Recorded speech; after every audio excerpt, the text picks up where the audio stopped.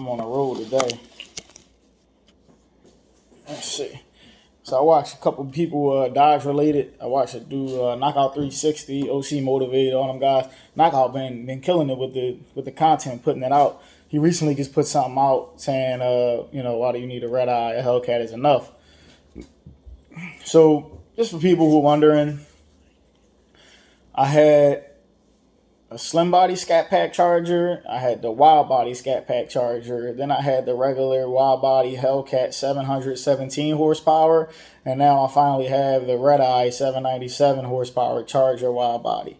So I've had slim scat, wide scat, regular wide Hellcat, and then wide redeye. So for my opinion, because he was saying that, oh, the Hellcat is enough. Why would you want the red eye? Why are you spending extra? Okay. Well, I'm here to give my opinion. Not saying that he said anything wrong. Not saying that he was wrong. Everyone's entitled to their opinion. So I'm going to just give you from my perspective. Slim body scat, awesome. Love the car. Had tons of fun with it. I was able to have fun with it, strong car, powerful car. For city driving, I would say that's the best bang for your buck is a scat pack. I would say the wide body would be even more of the best bang for your buck. But the slim body scat, when you're riding in the city, you're not going to be able to really. I think my 0 to 60 time was the same in both. I had the regular tires. I never put sticky ickies on there, tires on there. I think I was getting like 4.5. Something like that on the slim and the wide. I was like, the wide body, I'm still getting a similar, 0 to 60, but them P0s was kind of trash. I'm pretty sure it would have been a difference. The wide body got the 305 tires on it.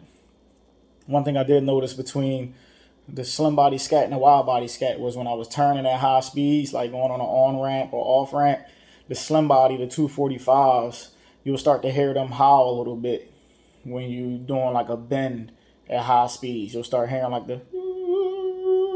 hearing the tires starting to, they're not breaking traction, but they on a wide body, I didn't hear none of that. It was firmly planted to the ground. The wide body had bigger brakes, other than that, it was pretty much the same car. The 500 horse. I do know with the scat, especially when I got on like 95 is when I started to get used to the power, is when I started to feel like I wanted a little bit more after a while. Even on regular driving, the good thing about the scat is you can roll into the throttle.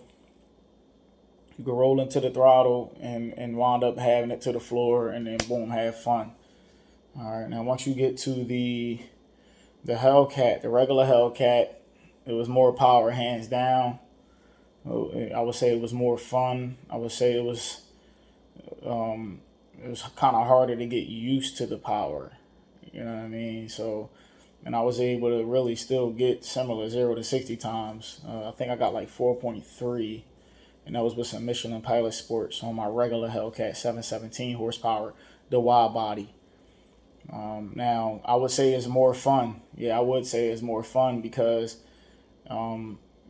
it was always a little bit too much for city driving. So it'll keep you on your toes. It'll keep you that adrenaline pump and give you that scare feeling like, oh, I just lost control a little bit. Like, as long as you know how to drive a high horsepower car, it's fun. You know what I mean? It's fun because you still going to respect the power, but you're going to keep being like, whoa, it's too much. Whoa, that's too, And then at some point you can't get your foot all the way down to the ground. You know what I mean? So you can definitely use all that power, even in a city, but only on like highway type things, like boulevard, like wide open spots or whatever.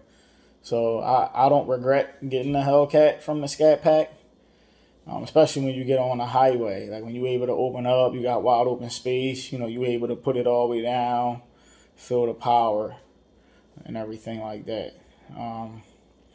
Now I wound up trading in to get the redeye because I knew they was going to stop making them. I wanted to get the best bang for your buck. And I don't regret the redeye either because when I rode all the way to Florida to get it, I was riding my regular Hellcat down there to Florida. Immediately traded, hopped on the highway to ride back. And because I just got out of one and got in the next and then did the same highway road for 18 hours, I was able to tell the difference. I could tell the difference in the pull that it had. When I'm going at highway speeds and I got down on it, I could actually tell that it was pulling harder. You know, even though it might just be 80 horsepower or whatever like that, it was pulling harder. You know, and the argument was because I was thinking if I can't get a good deal on my Hellcat, trade in for a red eye, then I'll just keep the Hellcat and I'll just tune it, pulley, all that to make it just as fast, if not faster than the red eye, right? But I started doing my research and I'm like, man, the things that you would have to change to get that higher horsepower out of the regular Hellcat, the red eye already has.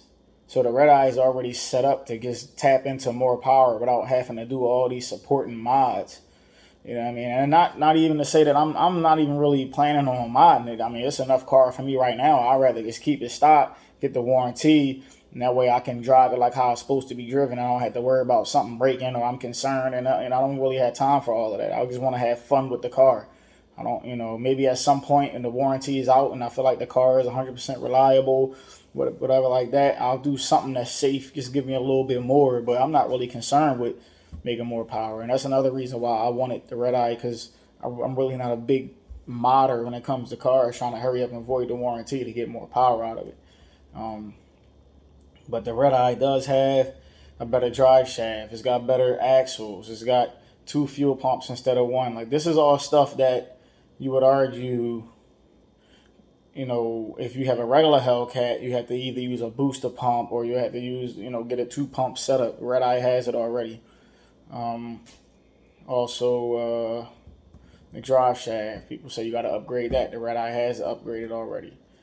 The red eye has the interchiller, where the AC refrigerant goes to the intercooler for the supercharger to cool your intake temps down. A regular Hellcat doesn't have that. It's a pretty much a different. It's the same similar motor, but it's got better internals apparently. No demon type internals in the motor. To help handle more power, things of that nature. So I would say I wouldn't, because I think the red eye was like $8,000 more or something like that. I wouldn't say that, because I think Knockout had the person was debating between the two, a 2022 red eye or a 2023 regular Hellcat. He said he told him, he kind of went along the lines of just get the 23 regular Hellcat. It's the last year, bang, bang, bang. At the end of the day, it being the last year is not as significant as getting the top dog. Like, the red eye is the most powerful production 4-door American sedan ever made. 4 doors. Right? So if you get the Hellcat, you got one of the most powerful, but it's not the most powerful Dodge 4-door sedan has ever made. You know what I mean? And they're not making them anymore, so at some point the value probably would start to increase. I don't regret getting the red eye, because when I had the Hellcat, I kept thinking like, oh man, I want. It's like you want the top dog. You know what I mean? Like at that point when I got the Hellcat, that's what I could afford. But if the stars align, I get a good deal on my trade-in, which I did. I would like to get the top dog, so I'm not always worried. I'm not always thinking like, man, if I would have had the red eye, I would have beat him. If I would have had the red eye, this and damn, I wonder what the red eye feels like. And so you know what I mean. I know he said that he waited too late to order, so he got the regular Hellcat. That's cool. If you got the regular Hellcat, that's not a bad thing. But if someone asks me, should I get a year older red eye with a little bit of miles on it that's still under factory warranty, bumper to bumper and powertrain, right? So if there's something messed up on it, get it fixed. I mean, if it's obviously abused, yeah, cool, I'll leave it alone. But anything wrong, it's going to be fixed for free. I think that's the better move, because you're not going to wonder, like, I wonder what the top dog is like. I wonder what that's like. I mean, it's obviously faster. The red eye is obviously faster. I think the red eye would, hold value a little bit more, being as though it pretty much has the demon motor in it. So me, from having scat to Hellcat to red eye, if you can get a year old red eye for the same price as a brand new Hellcat, I would get the year old red eye. just cause you know what I mean. You would never have to wonder. You know, I will always go with the top dog. You know what I mean? Like I said, if you was the person to want to tap into a little bit more power, the redeye is already set up to handle a little bit more power. Whereas though the Hellcat, when you start throwing 100 more horses or more or whatever like that, you could possibly start leading into other issues with something breaking or not having enough fuel pressure. And, you know, I mean, that's pretty much it. It's not really more. It's the fuel pump. The redeye has two fuel pumps. The regular Hellcat doesn't, so you either have to put a 2 fuel pump or add a booster pump. You know what I mean? And then the drive shaft and the redeye is stronger. I mean, the internals, I would say, is not that big of a deal because you got people running regular Hellcats pushing 1,000 horsepower, and I don't think they change anything with the internals. So the internals being stronger on the redeye is cool and everything, but the regular Hellcat internals, I feel like is sufficient. So if anything, you know, you just got a more built tough motor with the redeye. But like I said, with the amount of money, if you just do a pulley tune, you're going to have to change the injectors, right? So the redeye, if you do a pulley and a tune, it's really just a pulley, the injectors, and the tune. Really, that's it. On a regular Hellcat, it'll be pulley, injectors, fuel system, drive shaft, maybe the axles, and then that may be, I mean, I guess now you kind of there. So, I mean, it might not still equal the amount to get the redeye, but you're also missing the inner chiller. So if I'm riding on the highway and somebody pull up next to me, I can turn that inner chiller on. You know what I mean? Then it'll take my AC refrigerant. You'll see my air temps, my supercharger temps start dropping. So now when you go, you got some more dense air. You know, that was something that's specific to the redeye.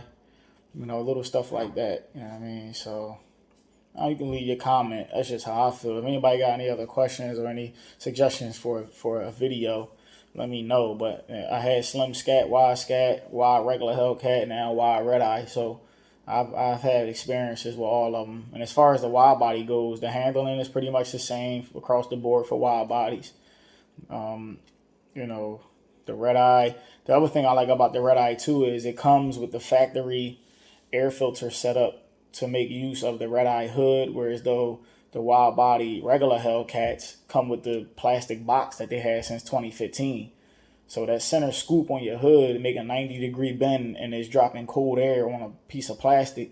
If you actually get the redeye, you'll get the filter kit that seals to that little hole in the inside of the hood to the big cone air filter, which get that air coming through the middle of your scoop, and then it drops down onto the sealed box. It's cold air, right? Because it got a rubber seal around the top that seals to the hood. So that cold air is going through your hood straight into the air filter, sealed by a rubber seal. And you're able to hear the supercharger whine because it's that open cone air filter element. So you can hear that whine factory. You don't have to get a leg maker. And a leg maker is not even cold air, it's hot air because you have nothing sealing it from the hot engine heat. It's just sitting there in the engine bay.